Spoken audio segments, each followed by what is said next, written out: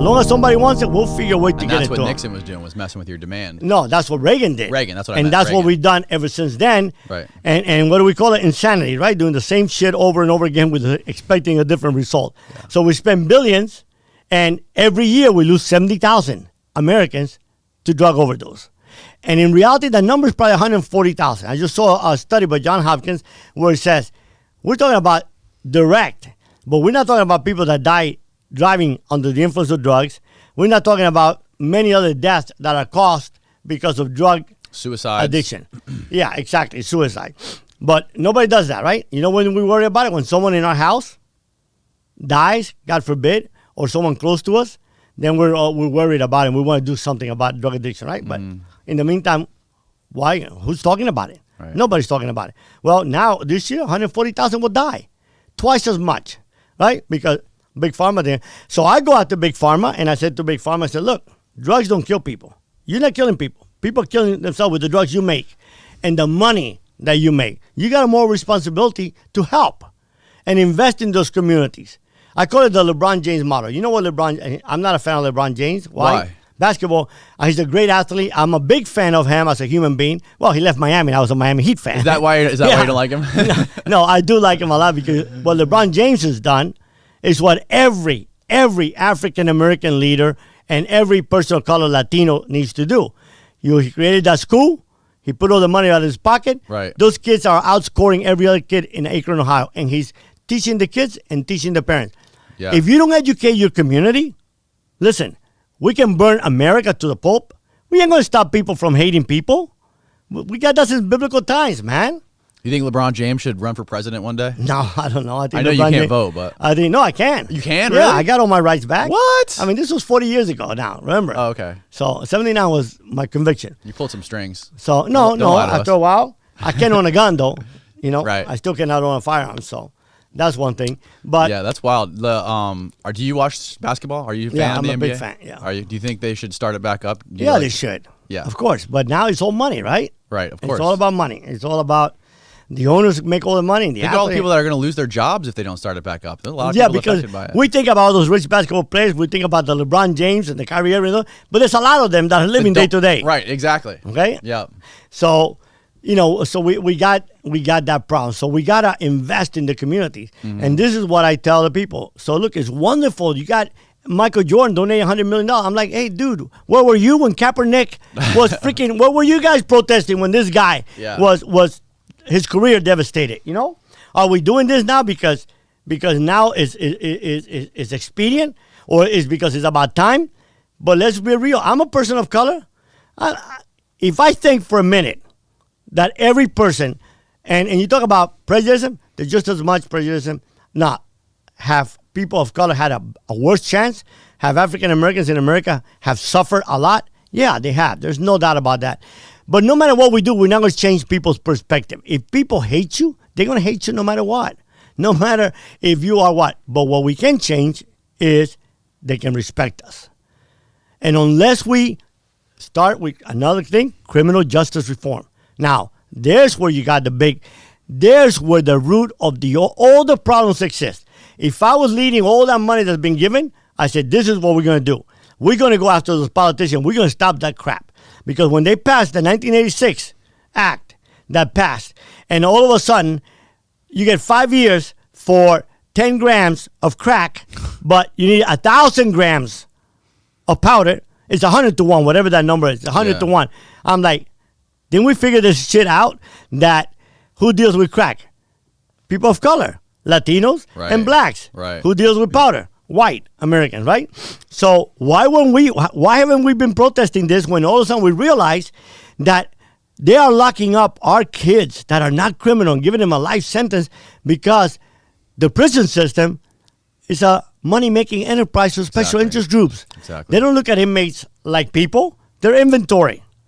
So unless you, and like Van Jones is done with the Kardashian, listen, elected officials are that elected. They don't walk up to Washington and say, hey, I'm here, I'm your leader, I'm your congressman. Mm-hmm. We put their ass in there. Right. Well, you know how we changed America? We get them people, their sorry ass out of there, and we pass laws that are just. And we force rehabilitation instead of punishment, you know. And the punishment must fit the crime. And then if we do that and we help those kids to to be rehabilitated, to learn a trade in prison instead of just warehousing them in overcrowded prisons so that it becomes very tumultuous, right? Then you know what? Those kids will go back to their communities and they'll change other kids. Unless we change our communities, unless I look at my latest grandbaby, right? Born in January, fat, gorgeous, and my wife and I set up a college fund for all of our grandkids. I said, that kid's going to have every chance in life to succeed. But there's a little African-American kid born in a community in America with a father in jail, a mother that might be on drugs or a prostitute, crying in that crib with no one changing his diaper. And who's going to raise him? The gangs are going to raise him. And where's that kid going to end up? The kid's going to end up in prison. And then it becomes a vicious cycle. And if the father goes to prison, 80% chance the kid goes to prison. Right. So it becomes a vicious cycle. So unless we attack all those different fronts and then we educate our children, because a lot of them cannot even go to school because they got to eat. They don't have any money. Right. So government, you want to do something? Pay those kids money to get a trade. An electrician and a plumber makes $85 an hour. 80% of all middle management don't make that in America. So help them. Believe me, if you invest in a young person, and if you show them why, think about this. Why does a young kid at the age of 12 kill someone, get in a circle, take an unbelievable beating, almost to death, to join a gang so someone can tell him 24 hours a day what the hell to do? Why? Because he's looking for meaning and belonging and someone that loves them. And that's what the gang does. And then we complain, right? But we don't care. So we have this horrific death by a demon, because if you look at the guy's eyes, man, to me it was like he was demonic. Yeah. I mean, he's being filmed. Freaking filmed. Yeah, there was nothing there. There's nothing. He's just looking at like, I don't give a shit if I'm going to die in prison. I'm going to kill this piece of whatever in his eyes, right? Yeah. Not a human being, not a son, not a brother, nothing. Didn't give a damn about nothing.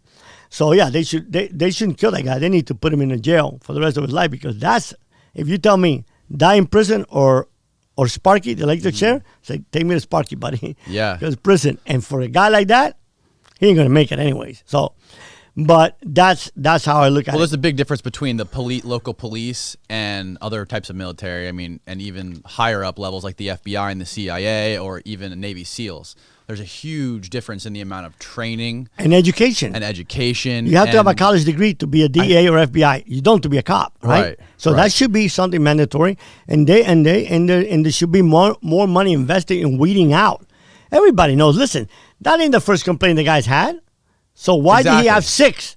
And he's still doing this crap. Yeah, I think the basic underwater demolition SEALs training, there's hundreds of people that get flushed out of that course every single day when they go through training. Sure. Like, it's basically, not only is it physical endurance, but it's your character and your mental endurance to be able to get through that kind of torture. Only the people that can make it through that are the people that are going to have the type of character that it takes to go to another country and deal with a completely foreign community and try to weed out the bad people in that. I mean, there's so many different variables to it. Yeah. And it's so easy to become a cop. It is. Anybody can become a cop. Exactly. 2 hours of training a year, I think, you have to go through. It's horrible. And that needs to be flushed out, and that needs to be cleaned up. But, at the end of the day, again, I go back to the same thing.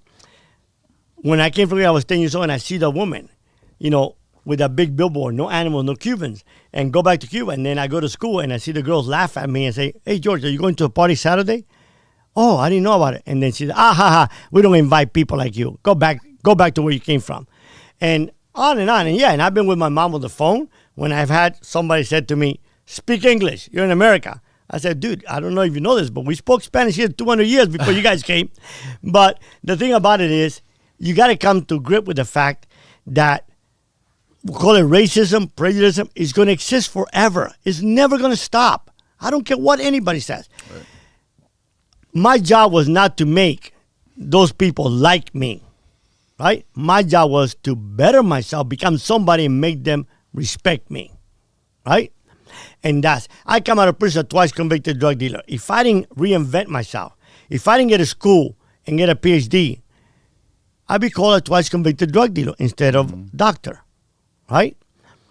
So we got to educate our kids That's basic, because an uneducated nation is a controllable nation, right? And then if they don't have no education, people are going to survive. It's survival of the fittest. I tell people when I came out of prison, if no one will give me a job because I have a big billboard that says twice convicted drug dealer, don't hire me, and I couldn't feed my family and kids, you know what I was going to do? I wasn't going to worry about it. I was going to go back to Miami and smuggle drugs again. Yeah. I knew how to do that. Right. Why? Because I got to eat. And had my life not changed? Yeah. Had I not given my life to Christ? Yeah. Had I not mentally changed? But I got to eat. And when you got to eat and when you got to survive, you will do whatever it takes, right? That's human nature.